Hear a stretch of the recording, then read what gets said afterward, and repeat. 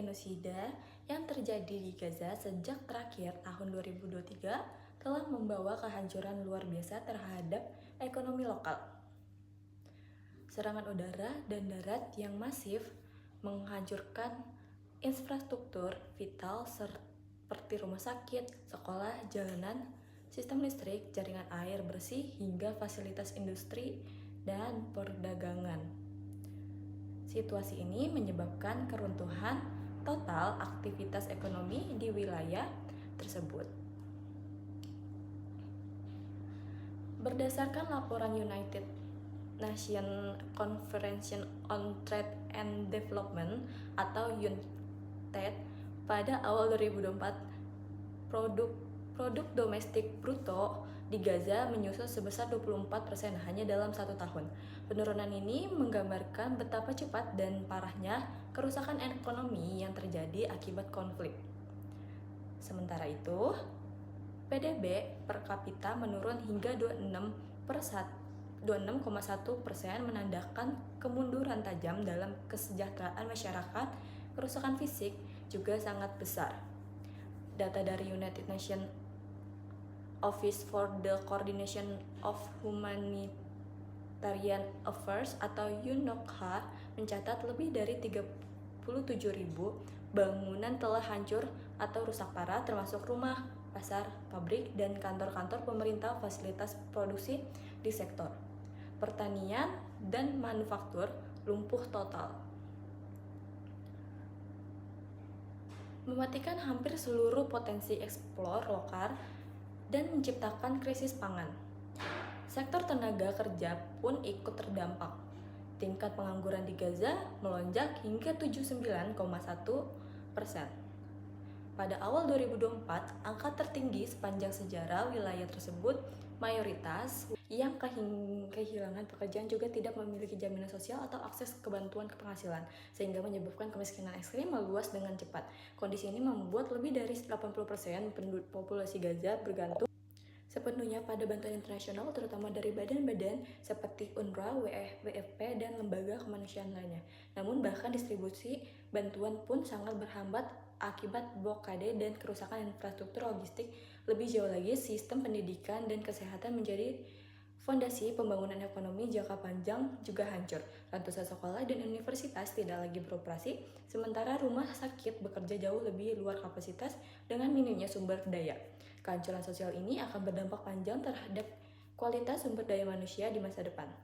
Singkatnya, kerugian ekonomi langsung di Gaza akibat genosida tidak hanya mencakup kerugian material dalam bentuk harta dan infrastruktur, tetapi juga mencakup krisis struktural yang berpotensi menghambat pemulihan ekonomi selama beberapa dekade ke depan. Menurut estimasi UNCTAD, dibutuhkan puluhan miliar dolar US dan waktu lebih dari 20 tahun untuk mengembalikan ekonomi Gaza ke kondisi sebelum konflik, dan itu pun dengan asumsi adanya stabilitas dan dukungan internasional yang berkelanjutan. Dampak pada negara-negara tetangga konflik dan genosida di Gaza tidak hanya menghancurkan perekonomian lokal, tapi juga memberikan efek domino yang signifikan terhadap negara-negara di sekitarnya, terutama Mesir, Yordania, Lebanon, dan Suriah. Karena wilayah-wilayah ini memiliki hubungan geografis, ekonomi, dan politik yang erat dengan Palestina, gejolak di Gaza menimbulkan tekanan ekonomi dan sosial yang misterius di kawasan. 1. Mesir. Ketergantungan sosial dan gangguan ekonomi. Mesir ini sebagai negara yang berbatasan langsung dengan jalur Gaza paling terdampak secara langsung. Konflik telah meningkat beban keamanan dan logistik di wilayah Sinai, memperbesar anggaran militer, serta mengganggu aktivitas ekonomi di kawasan tersebut.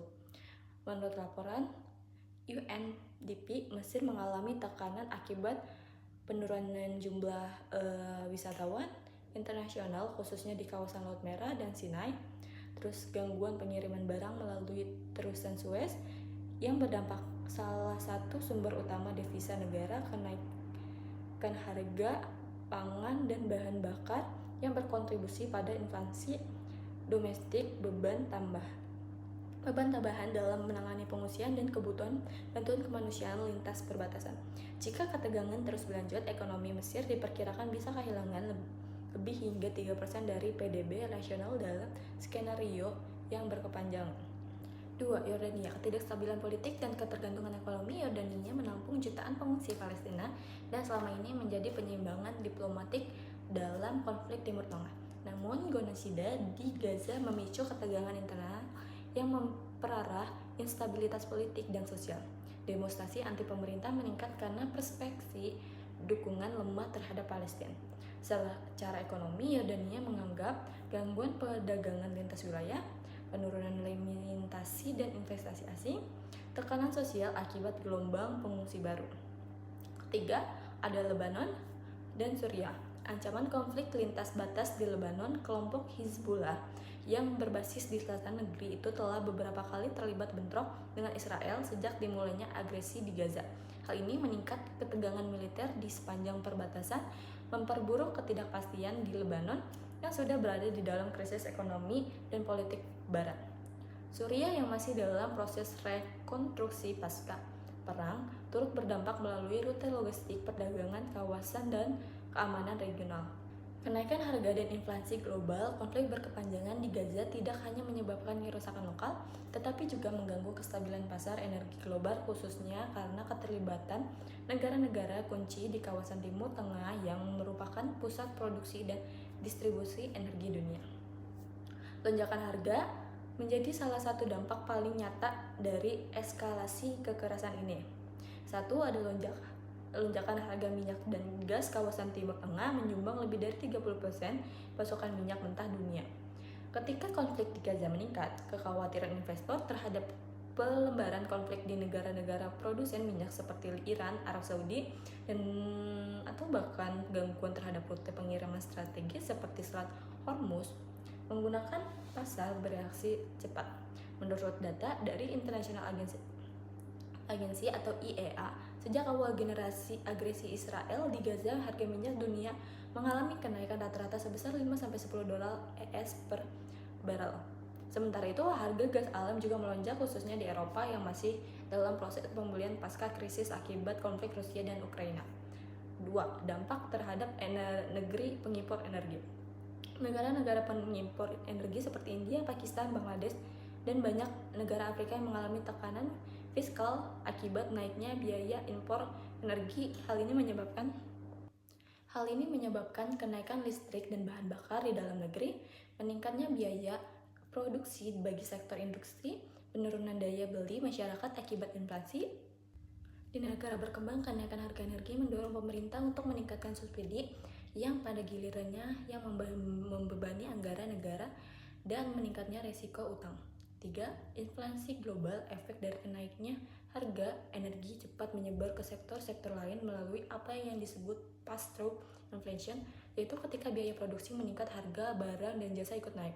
Menurut estimasi IMF, krisis di Gaza dan instabilitas kawasan terdapat menambah inflasi global sebesar 0,4 dan mengurangi pertumbuhan ekonomi dunia hingga 0,15%. Negara-negara dengan inflasi yang sudah tinggi sebelum konflik seperti Argentina, Turki, dan beberapa negara di sub-Sahara Afrika menghadapi risiko hiperinflasi yang lebih serius, volatilitas pasar keuangan, dan penurunan investasi.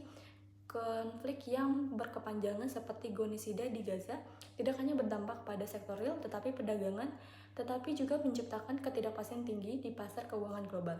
Ketiga, investor kehilangan kepercayaan terhadap stabilitas politik dan keamanan suatu kawasan pasar modal, nilai tukar serta arus investasi langsung asing sangat rentan mengalami guncangan. Volatilitas di pasar saham dan obligasi sejak eskalasi kekerasan di Gaza pada 2023. Pasar saham Timur Tengah yang sekitarnya mengalami penurunan signifikan. Indeks saham di Israel, Mesir, dan Yordania mencatat penurunan tajam, mencerminkan kekhawatiran investor atas risiko geopolitik. Bursa saham global, termasuk Eropa dan Amerika Serikat, juga sempat mengalami volatilitas karena ketidakpastian arah konflik. Selain itu, harga obligasi negara-negara berkembang di kawasan Timur Tengah sementara premi risiko severance naik, menyebabkan biaya pinjaman internasional meningkat bagi negara-negara tersebut. Penaikan investasi dari perusahaan terkait Israel Akibat tekanan masyarakat global yang menentang tindakan militer Israel di Gaza, sejumlah perusahaan multinasional menghadapi boikot besar-besaran, terutama di negara-negara mayoritas seperti Muslim, seperti perusahaan seperti McDonald's, Starbucks, Coca-Cola, Unilever, dan lain-lain mengalami penurunan penjualan di berbagai negara karena dianggap memiliki hubungan langsung atau tidak langsung dengan Israel. Sebagaimana dampaknya, laporan keuangan beberapa perusahaan menunjukkan penurunan pendapatan di wilayah Timur Tengah dan Asia Selatan.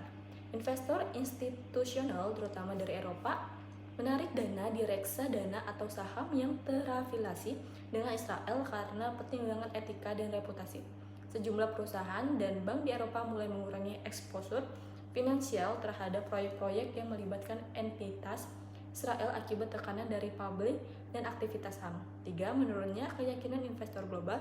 Ketegangan geopolitik secara umum mendorong investor untuk mengalihkan aset mereka ke bentuk investasi yang lebih aman seperti emas, obligasi negara maju, dan dolar AS.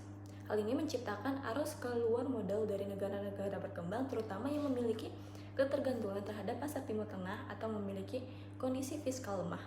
Di sisi lain, perusahaan global juga menjadi lebih berhati-hati dalam melakukan ekspansi ke kawasan beresiko tinggi, termasuk negara-negara di sekitar Israel dan Palestina. Hal ini berdampak pada penurunnya investasi asing langsung (FDI), melambat menciptakan lapangan kerja, tertundanya proyek infrastruktur dan pembangunan jangka panjang, gangguan rantai pasokan dan pariwisata. Konflik yang berlangsung di Gaza telah menciptakan gangguan besar dalam